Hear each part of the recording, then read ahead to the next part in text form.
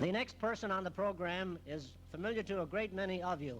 I hope mostly in a social way, especially the boys and girls that are here, because he has a unique position in the school system. However, for us, we are very proud and honored to have him as our president for the year 1962. It gives me a great deal of pleasure to present our president, Dave Adams.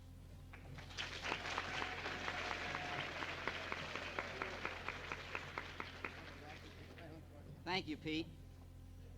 Honored guests, distinguished guests, ladies and gentlemen, the members of the Parma Kiwanis Club are privileged to honor the basketball and wrestling squads of Parma Senior High School and Valley Forge High School, their student managers, their cheerleaders, and their coaches. As the president of the Parma Kiwanis Club, I welcome you honored guests. I also would like to welcome your parents and all others present here this evening. Thank you very much.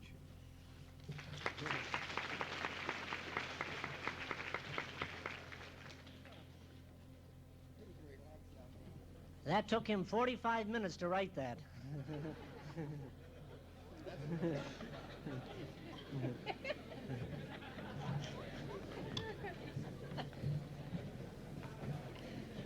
Now I am going to make a few other introductions of people who are at the head tables who will not be called on later on to speak.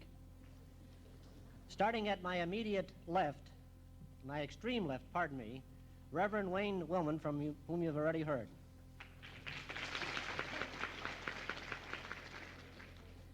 David Smith, principal of Valley Forge High School.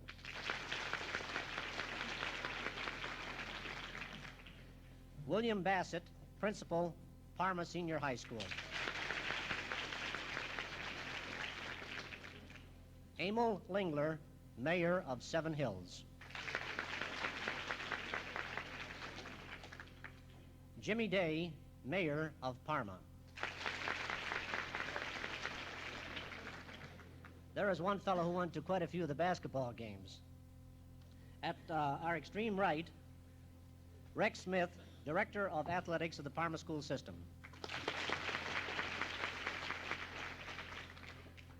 At the junior head table, Mrs. Ray Rube. Stand up.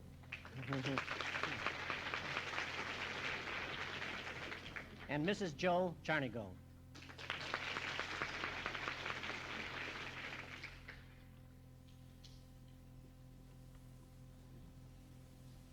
The next person now will introduce our speaker. He is a member of our Kiwanis Club. He's a member of the school board. He's an outstanding football and basketball official, and he's also an honorary member of the Society for the Blind. It gives me great pleasure to introduce Bobby Brown.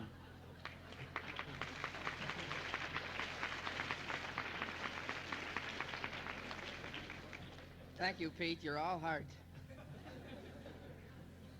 Before I introduce the speaker for this evening, so many times speakers introduce the power behind the throne. Either sits at a table out in the audience or when no one knows who she is. And at this time, I would like to introduce the power behind the throne of the Finnigan family. It's a great deal of pleasure that I introduce an old friend from my school days, Mrs. Eddie Finnigan. Mrs. Finnigan, would you stand, please?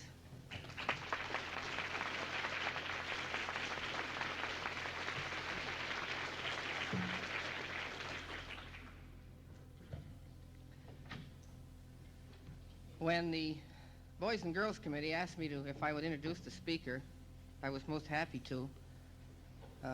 Pete said that I could only have 3 minutes because Don Quick called me the best pre-dinner speaker that we've had, because I usually take so long in introducing the speaker.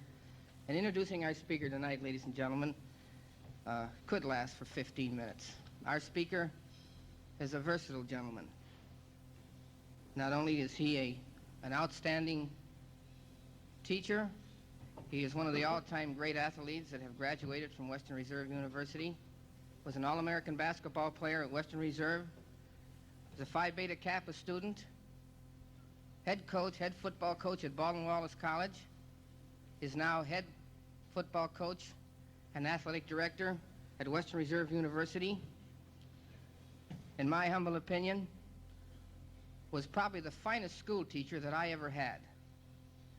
I think Eddie could teach library science and make it intriguing, because no matter what the subject matter was, that he did a job. Eddie, I remember something that you told me when I was in one of your classes, that when we go out to join various organizations within the community, that we should pick a first-class organization, and that by joining that organization, we should make that organization better by our participation in that. I would like to present to you a first-class organization, and I would like to present to you people a first-class gentleman, our guest speaker for this evening, Mr. Eddie Finnigan.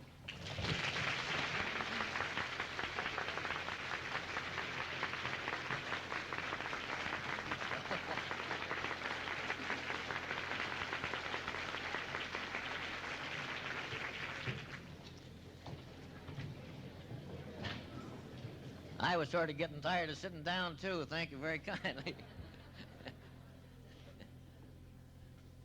Mr. Brown, Dr. Briggs, members of the school board, ladies and gentlemen, young cheerleaders, and certainly fine young athletes. I am indeed very proud and very happy to be a part of your athletic awards dinner this evening. I hope that I'm not a stranger in the house, and if I am, I hope that when we're through that I shall not be a stranger to any of you. I made a mistake a good number of years ago. I ran for the school board in Berea. There was 3 jobs open, and only 3 ran, and I made it. And my daughter graduated, and I gave her a diploma. And a year ago, she graduated from Western Reserve University, and I was there, and tonight is Sharon's first banquet relative to Cheerleaders Award. So, Sharon, you just keep going and keep your old man speaking, and I'll be all right. But I'm just real proud. I'm proud every time I can speak to young men and young ladies, but I'm sincerely proud tonight and very deeply indebted to all of you to allow me the privilege of speaking here. I think I made this first speech in this fine building, this fine cafeteria, the year it was open for your football banquet. That's a good number of years ago. And this is the first time I've been back, and I hope that which I have to say you will enjoy.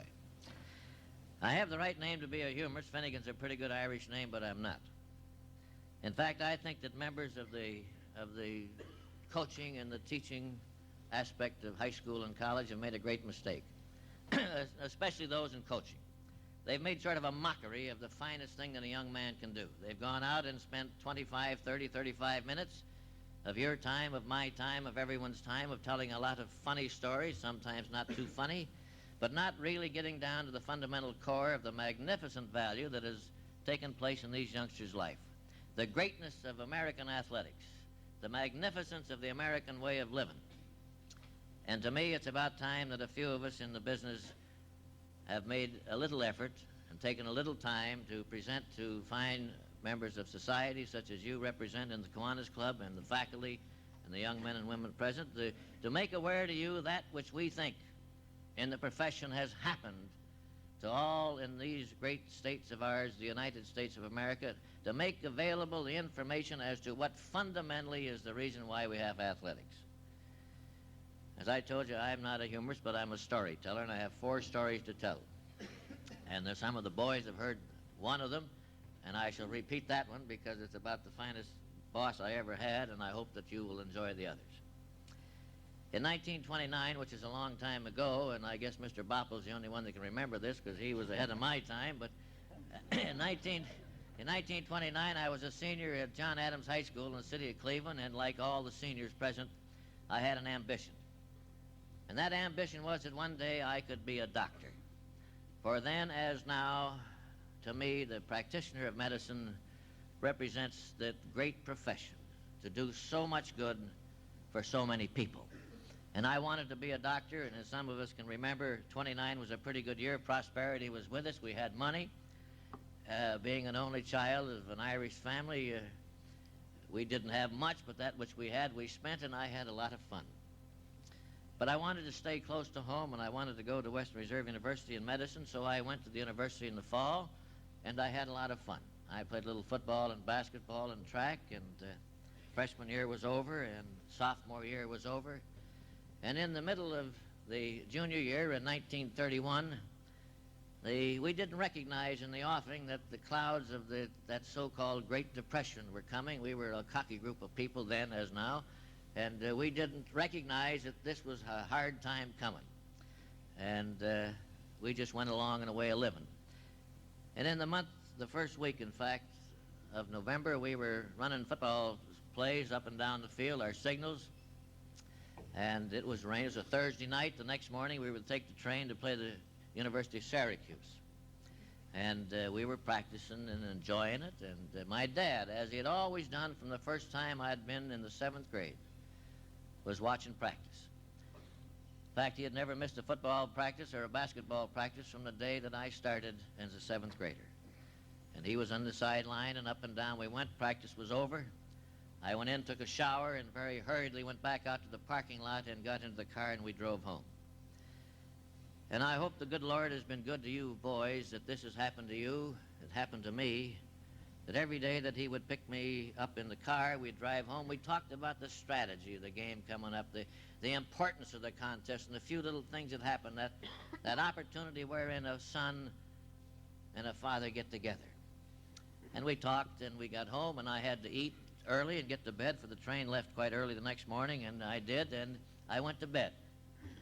And about 12:15, my fine mother came into the room and said, "Son, you better get up and see your dad." Well, being a normal young man, I slept very hard, and I didn't awaken too easily. And in about 5 minutes, I finally got into the room, and I discovered I had waited too long. For I found out then that I had lost the finest friend I'd ever had. The good Lord had taken him, and I was lost. And all of a sudden, I recognized then, as did my mother, that the Depression was with us, and I had no money.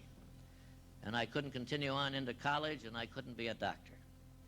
So I stayed out of school about a week, and I went back to the university, and the dean called me to his office the first day, and he said, "Eddie," he said, "we know that you can't keep on into medicine." He said, "Have you decided what you'd major in?" And I said, "Yes, sir." And he says, "And what will it be?" I said, "I'd like to major in American and British drama." God only knows why I said that, but I did. And a year and a half later, in 1933, in the height of the Depression, I graduated as a major in American and British drama, and not a job in the United States of America was available, not one.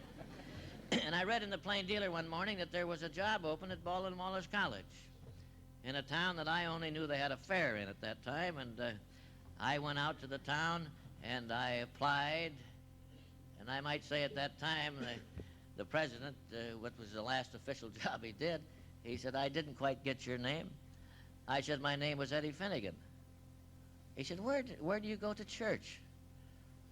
I said, I was baptized in the Miles Park Methodist Church. He said, "By God," he said, "you're hired." I guess he thought I would.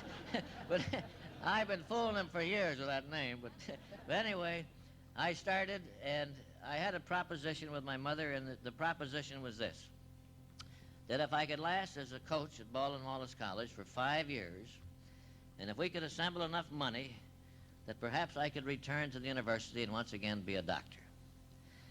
Well, this last football season, I ended my 29th year of college coaching, and it doesn't look like I'm going to go back. But in all sincerity and all honesty and in a very humble approach now, I think in that 29 years, I finally come across the answer that most dads and mothers have asked me for a good number of years. And this is the only reason I'm here. The question that I'm asked the most number of times is this. And it not only has to do with these fine boys, but these young ladies too. The question is this: what are the characteristics of every fine youngster you've ever known? Or let's put it another way. What makes a champion? And only champions will listen. Or let's go a little farther. What are the characteristics of all the youngsters that you have that you'd like to see? So I put it down in one more way in saying this. This is what I think great Americans are made of. This is what champions are made of. There are only 4 characteristics. The first is a very odd way, I suppose, for a football coach or a basketball coach or a track coach or even a man in education to begin. But to me, only greatness can begin this way, and I call it spiritual soundness. Now, I'm not interested in what church my kids go to. I'm not interested in any church that any boy goes to. But I don't care if they're Protestant, Catholic, or Jew. But I'm certainly interested in all the kids who play football for me, or track, or basketball, or wrestling, or baseball, or track, whatever it may be. I'm very much interested that they have the humility and the humbleness, which is a characteristic of greatness, to let all who will witness know that they believe in God. It takes a lot of courage. It takes a lot of humbleness. It takes a lot of greatness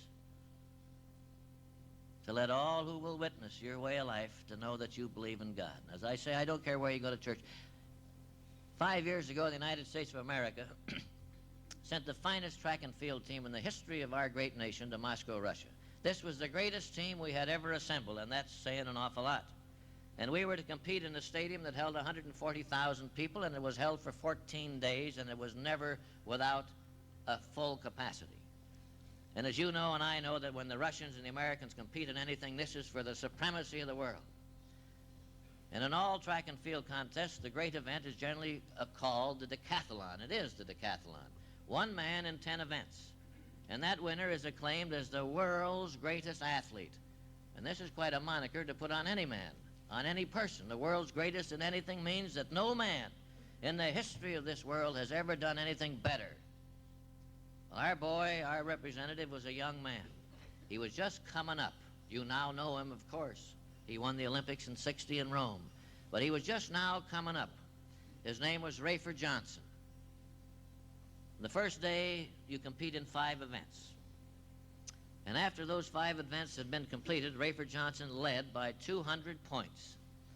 You couldn't feel the pulse of the crowd. There wasn't any enthusiasm, for they knew that the next day the Russians' great events were coming. As you know as well as I do, that when you're in Byers Field and when you're in your basketball, when Parma plays or any of you can feel that pulse. It just sort of vibrates and it gets a part of you and you just want to jump with it. This wasn't happening this day. He led by 200 points.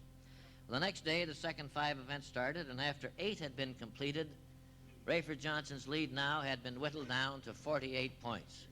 And now you could feel that pulse, and everybody was ready to see the upset of the age in track and field.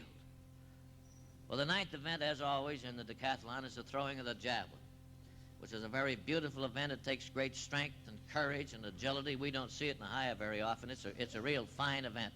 And this is Johnson's finest event. This is where he excels. But an odd thing happened. The first throw that he executed was the poorest in distance that he had ever thrown. And the first throw of the Russians was the longest he had ever thrown, and a very quick figuring up the points. Now the Russian went into first place. Now the supremacy of the world might go away from that which we call our nation. But he gets 6 throws altogether, and after 5 throws had been completed, Rayford Johnson was still in second place. He had 1 throw remaining. And this is what happened. A rather odd story, but a beautiful story if you recognize the greatness that these kids can have. And these are his own words. He said, I looked down into my white shirt. And he said, I saw that red and blue USA. And he said, for the first time, he said, I recognized that I no longer was Rayford Johnson, but that I was the United States of America. Now, when I boarded that plane in Idlewild, he said, I had assumed an obligation. And that obligation was that I would do the best that I knew how for the finest nation in the world, the United States of America. He said, I hadn't done it, for I was in second place. And you boys and I know there's only one place in life that counts, and that's first place. And he said, I had to have help. He said, I couldn't go to my coach. He said, God knows where he was. I couldn't read a book. He said, I needed help. I needed guidance. I needed direction. This has happened to you. It's happened to all of us. And he said, all of a sudden I knew what to do, and this is what he did. In front of 140,000 people who don't believe as we, the greatest track athlete of this decade left that beautiful green grass and ran 3/4 of the way around that black track and on the inside curve. Got to his knees and put his hands in the very position that each member of this audience was first taught to do as a child, and he prayed to God for help. in front of 140,000 people who didn't believe. And this gentleman didn't pray to win, for that's not cricket. You know that as well as I do. But he prayed that he would have the strength to do the best that he knew how for his nation. Of course, the story ends well, or I wouldn't tell it. He went back with one throw remaining and threw it farther than any man in the history of the world. Went on to win the metric mile and became the decathlon champion of the world. And when he left that beautiful field and in that magnificent stadium, 140,000 people stood as a man and accorded him the greatest round of applause that any individual has ever received in that stadium.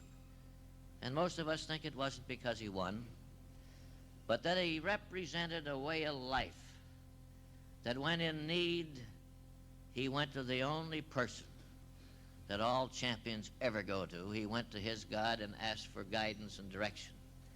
Spiritual soundness is a way of only the champion. About 7 years ago, and I don't like to tell this story, but it's a part of my speech, so I'll tell it. I have a daughter who came home one night and said, "Dad, I have to get a speaker for our assembly in Brea High School." I live in Brea. And I said, "What kind of a speaker do you want?" Well, she said, "We want to get someone who can talk our language." Well, I said, "That'll be a difficult job." But I said, "Do you want a sports figure or not?" He said, "Yes, we like a sports figure." So I said, "Why don't you call our new neighbor? He just lives 5 or 6 streets away from us." I said, "I'm sure that everybody in town knows him." And I said, "I think he'll give you a real fine speech." So she got on the phone and she said, "This is Sharon Finnigan. I'd like to ask you if you would be our speaker at our assembly." And she said, "Mr. Groza, we think we would just enjoy it so much." Now, I happen to think that Lou Groza is the greatest lineman that has ever played in the National Football League. Not in one game, not in one season, but in an overall period of time, there has never been a lineman the caliber of Lou Groza off or on the field. And Lou made a great mistake. He said that he would be there. So Sharon said, "That'll be fine. I'll see you next Thursday morning at 8:30. Well, I figured that if anybody playing professional football can get up at 8:30 to make a speech in front of a large high school, I can get up to listen. So I went and sat in the back of the auditorium, and I heard a real fine speech. I mean, it came right from the shoulder. He called a spade, and the kids enjoyed it. And advice coming from well-known people, as you know, is always received well. And he did a splendid job. And as they went out the side of the auditorium, I followed them, and they got out in front of the high school. As some of you know, there are 6 large red brick cottages in front of that high school, right across the street.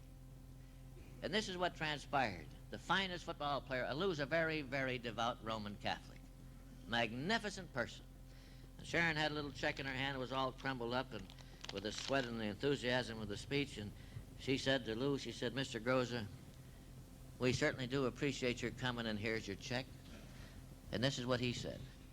He said, "Sharon," he said, "I just found out the other day what those 6 red brick cottages are for." And he said, "I'll tell you what I'd like to have you do." He said, "I'd like to have you take this check and give it to the headmaster and ask him to buy some milk for those kids. You see, across the street is the Methodist Children's Home, the orphanage, where the kids have never had 1/10 of what any kid has here, and a fellow who's from the other lodge, so to speak, told a little Irish girl that he knew nothing about, 'You take some money and buy some milk for those kids across.' It must be the only way in which greatness begins, with your kids in mind, to be spiritually sound." The second characteristic is a word that we use many times and we don't know what it means. At least I don't think so. The word is courage. Whether this Pare had courage or not, we'll never know. God rest his soul. Well, there are a lot of people who passed away had courage in athletics or in other ways of life. We'll never know whether that soldier had courage. The real kind of courage that these kids are made of is a youngster who has the courage of his convictions, who has the courage and the solidity of his way of life to believe in what he does. Of course, I'm a little jealous anybody has hair. I know that. But I make a lot of speeches in high school, and I'm getting a little tired of seeing these kids that have hair that, you know, these sideburns that come way down to here.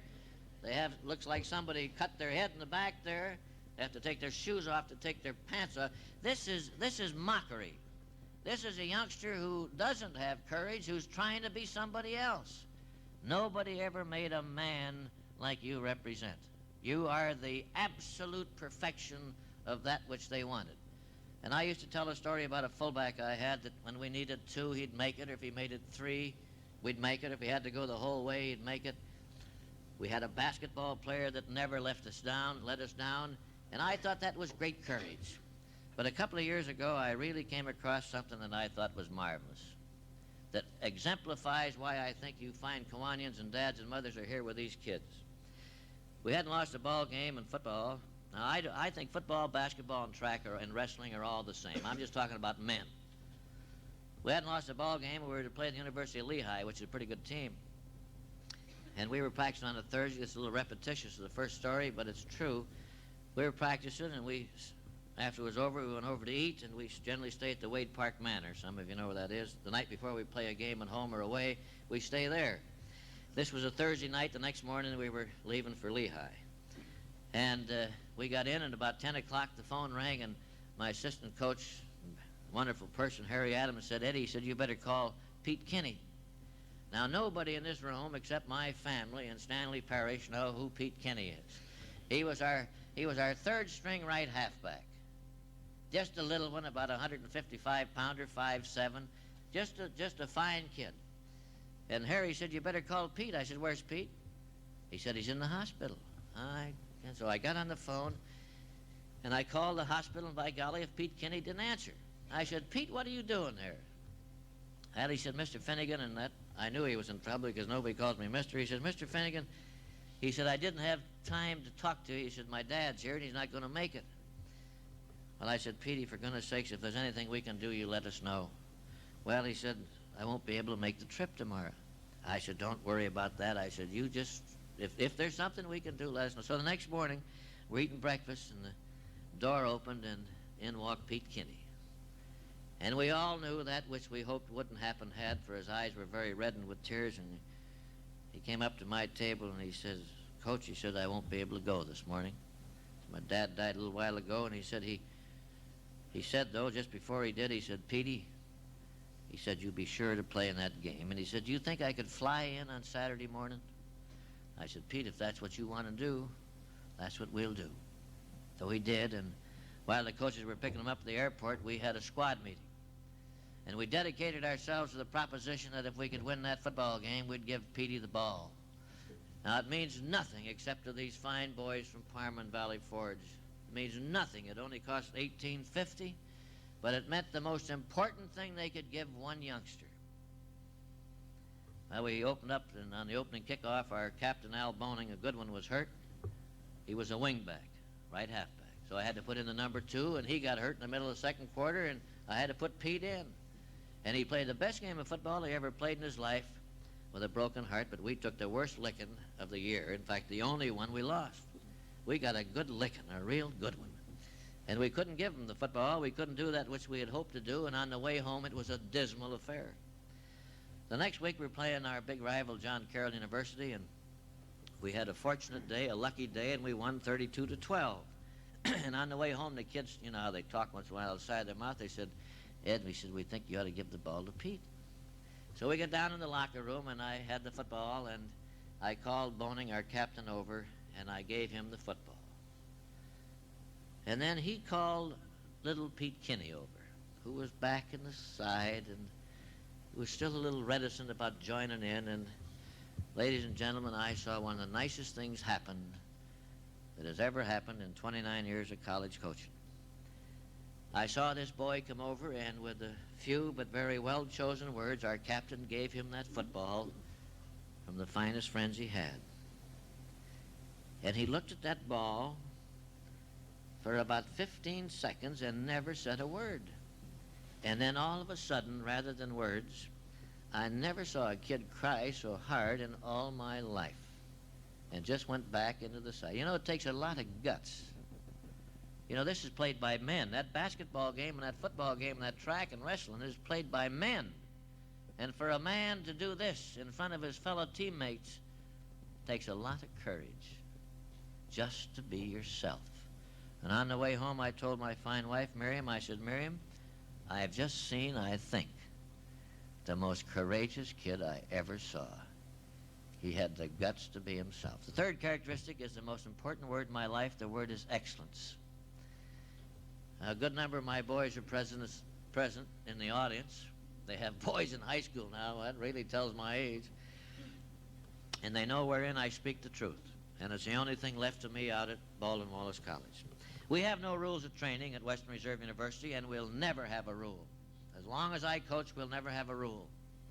Because I don't believe in them. They told me a long time ago that gentlemen need no rules, and I say neither do champions. This goes for business, too.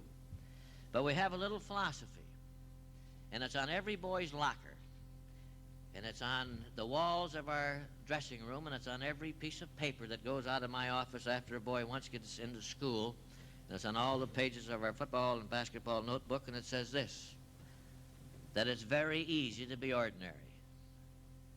But it takes courage to excel, and we must excel. May I just repeat it? This is all we live by. It's very easy to be ordinary. That's why there's so many C and D grades in high school and college. That's why there's so many people who believe in only being mediocre. Mediocrity in all ways of life has hurt this nation. It's very easy to be ordinary. But it takes courage to excel, and we must excel. Physically, mentally, morally, socially, and spiritually. And I learned that from the finest boy that God ever allowed myself to come in contact with. And he taught it very easily to me. He's the best boss I ever had. We'd won 36 track meets in a row. We were beating the highest state in Notre Dame and Michigan, anybody. We'd run anybody, any place, any time. I thought I had the best kids in the world. We were running 100 in about 9.6, 9.7. We were running the 220 and 21.3, 21.4, running a half in about 156, 157. We were vaulting over 14 feet, and some of you boys know these are good times. I thought I had the best kids ever lived. But every Sunday I'd make a mistake. I'd pick up that plain dealer and look in the back part of the sports section. I'd see these kids running 109.4, which was the world's record then, vaulting over 15 feet, and I didn't think this was possible.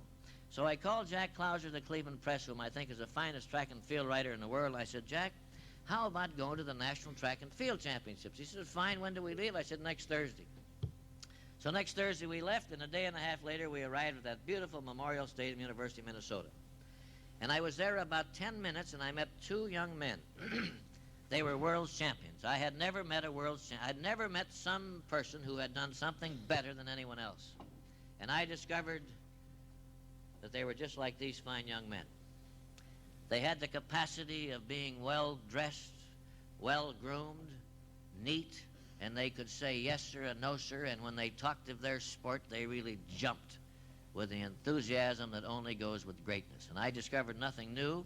I had those kind of kids. A little while later, I saw 4 trial heats in the 100-yard dash go in 9.6. This is a 9 just to get in the finals. Of course, at that time, I didn't know there's only 2 kinds of kids in Texas, the kids that could run 9.6 and the hopeless cripples. But this completely amazing. I saw Wammerdam fall 15 feet 8.5 inches, and that's before the fiberglass pole. I saw the great miler from Southern California, Louis Zamperini. This is a good long time ago. Great World War II hero. I saw him run a mile the next day in a driving rain. The rain is parallel to the ground. I saw him run in 4 minutes, 9 and 2/10 seconds. And when the race was over, he stood on one leg and put the pan on the other and run off that track as fast as my kids run the open quarter.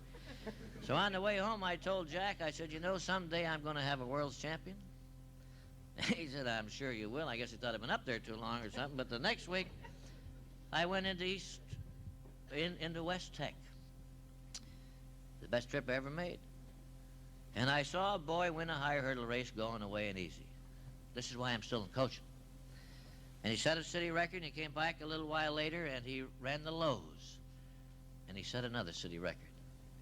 Then he came back, and he showed he had that something that is great. The ability to sacrifice the welfare of the individual and give it to the greatness of the many. He anchored the mile relay to another city record. So I went to his locker, and I introduced myself and asked him if I could have the privilege of coming to his home and talking to him about going to college. And he said, fine. He said, when will you be there? I said, I'll be there Monday afternoon. So Monday afternoon, I drove to East 57th Street and Kinsman Avenue. Now, you people know that's a tough neighborhood. And I don't expect many of you have been there, but I'll take my word, it's tough. And I drove my car about halfway down the street, and there's so many little kids running around, I parked my car and I walked the rest of the way. And I finally came to the number that I was searching for, and I knew I'd made a mistake, because this is the most dilapidated house I have ever seen. And I hope who lives in there will be the greatest hurdler in the history of the world. So I checked my book. It was the right number, and I'd made the trip in, so I went up onto the porch. And I knocked on the door, and in about 2 minutes, it was opened about that much, and two white but very piercing eyes looked out at me and said, "What do you want?" Well, I said, "My name was Eddie Finnigan. I'd like to talk to Harrison Dillard about going to college." And some of the old-time men here, my age, can remember, and I say this in all humility, I was a pretty smart-aleck kid. I was a swell-headed kid. Not so much swell-headed as I was cocky. I had to, wasn't very big, but I thought I was a pretty important guy. I thought the color of my suit, I thought the color of my automobile, I thought even the money I had in my pocket was a real important thing. In fact, I even got to think that the color of my skin was pretty important. But I never realized until that very minute that the only thing that counts in all these kids right here is one thing: what's inside. For when I entered that dilapidated house, I saw but 3 rooms, but they were the cleanest, neatest 3 little rooms I ever saw. And I saw 3 people. I saw a dad who, like most of our dads, he just sat and listened, and I saw a boy that I wanted, and I saw a mother, a rather heavy woman who, for the first time in my life, I saw a woman cry tears of happiness. For her son, born of the South of black skin, was going to go to college, and that hadn't been in the books. And to you fine seniors of Parma and Valley Forge, may I just say one thing. You pick the college you want to go to, and you go to it. Don't let anything stop you. There are many fine schools. Don't think there's only one. There are many fine ones, but you go to college. Well, we talked about 2 things. Number one, that we had something he had to have, and that was a college education. That he had something that we wanted as the fastest pair of legs I ever saw in my life. So with that, he came to school. It's getting late. I'll hurry now. Getting late. And the first day he came to campus, he came to my office, which is my home. And I asked him the one question that I hope you all ask yourself. The question was this. I said, "Harrison, how far do you want to go?" And this was his answer. And this was the only time he ever called me mister. He said, "Mr. Finnigan," he said, "when I was just a little boy." He said, in 1936 at 10 o'clock in the morning, I sat in the curbstone, East 40th Street in Euclid. And at 2 o'clock in the afternoon, the big parade that I'd been waiting for started to go by, and all the cars in the parade went by but one. And as that one went by with the top down, a fellow sitting in the back, he said he threw a pair of shoes into the air, and he said, "I have those shoes in my locker, and I'd like to wear them in the same meet that he did." You see, the occasion for this great parade the city of Cleveland was putting on was for Jesse Owens, who had just returned from the Olympiad in Berlin and had won 4 gold medals. And no man in the history of the world had ever done that. And here a little boy who never had 2 square meals in one day wanted to be the best that ever lived. And that's good enough for me, except one thing. Most hurdlers stand about 6'2" or 6'3", weigh about 190, and they just dominate the hurdle. They power it. And Harrison was only 5'10" and 153. There's still some little basketball players. And that was good enough for me because I had already learned that it wasn't how big you were, how wide you were, how heavy. It was what was in here. But we did figure one thing, that we had to get him over and off the first hurdle before anybody else. So we started to practice. Not the whole length of hurdles, but we go on the starting block to the first blade, which is 15 yards away. And you boys know that you don't like to practice fundamentals in anything, but he did. Because we didn't run 10 times a night or 12 times. We'd run 40, 50, 60 times every night, from the starting block over the hurdle and back, starting block over the hurdle back, until finally, when the snow was on the ground, Harrison Dillard was the fastest hurdler that God ever allowed to live, over 1 hurdle. We had 9 to go.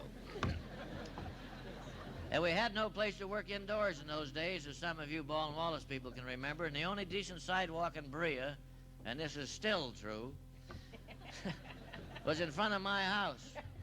So we took the starting block and the blade and put it in the garage, and every day at 3:30 we'd sweep the snow and the dirt off the sidewalk, and we'd put the hurdle out in the starting block, and we'd practice. Sharon was in the 1st grade, and she must have told some of her kids, "You ought to come to my house because my dad's got a new hurdler." So the first day there were 3 little girls there. And in about 4 weeks, there were 9 little girls, all first graders. And now they were sweeping the snow and the dirt off the sidewalk and putting the block out and the blade, and every day they waited. We didn't know what for, and neither did they. But every day he would come, the greatest kid I ever knew, and he always would stop and talk to these 9 little white girls. He'd muscle up their hair a little bit, and then he'd practice. I'll skip a lot. Since that day, Harrison Dillard has held every world's record on the high and low hurdles, indoors and out. Every one there was. Since that day, he now has won his 4 Olympic gold medals in the 100 and in the highs, the 2 relays. Since that time, he's been awarded the Sullivan Award as the Outstanding Amateur Athlete in the United States of America, and 4 or 5 years ago represented our fine nation and President Eisenhower and Ambassador of Goodwill in South America. But never once that when he entered the nations, and there were 26 new nations that he entered, never once did he forget, sometime along the way, never once did he forget to send a little postal card to these 9 little girls who last year graduated from 9 different universities in the United States of America. Every time he entered a nation, he would send a card, and all it said on it was, "Thanks, Harrison Dillard." For he who learned that if there's anything worth doing, it's worth doing better than anyone else. He who learned that excellence is the only way of life. He who learned that 9 little kids put their faith in him. And do you know your greatest responsibility of the city of Parma is hero worship to these little kids in the grade schools and junior high schools, and don't ever give that up. What you do, they'll do. He never forgot that if it hadn't been for those kids, he'd have never made it. He lived by one word: excellence. The 4th characteristic lasts a half a minute, and if I could put a measuring stick on any boy or girl here in these middle 5 tables, this would be it. The word is respect. Every champion I've ever known, and good kid I've ever known, had a respect in 3 ways. He respected his body, and he recognized that it was the finest piece of mechanism that God ever created, and he treated it as such. Number 2, he recognized and he respected these fine young ladies, and was sure in his own mind that they were clean and decent and honest. But I think the most important characteristic, and Bobby and Stan and Bill Nairo and a few others can vouch for this, the most important measuring stick of the kids I have is the respect they have for Ma and Pa. I wouldn't give a nickel for any number of dozens of kids who play football at Western Reserve University if when we went on that field they didn't say to themselves, "I hope Ma and Pa, when I got a kid that says that, I got a good one." We might not win them all, we won't lose them all, but I'm sure of one thing: I got a real fine boy. So in closing, may I ask the fine young athletes of Parma and Valley Forge and the fine young ladies, sometime as a favor to yourself, before too long a time passes, ask yourself 4 questions.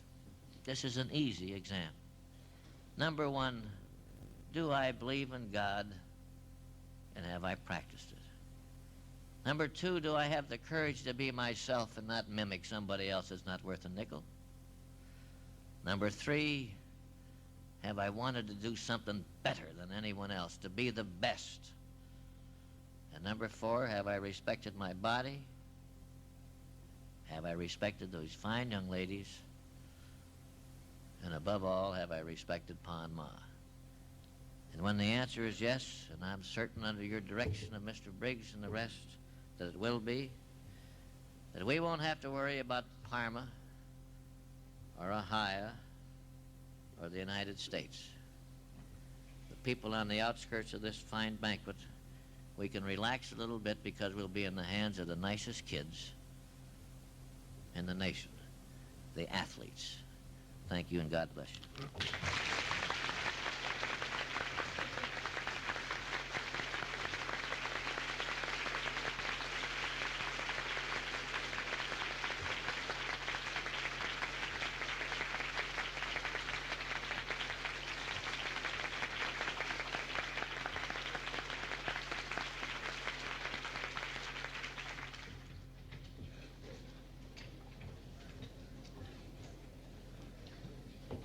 Eddie Finnigan, we certainly thank you for spending your time with us tonight and giving us such a warm and inspiring message. Thank you very much.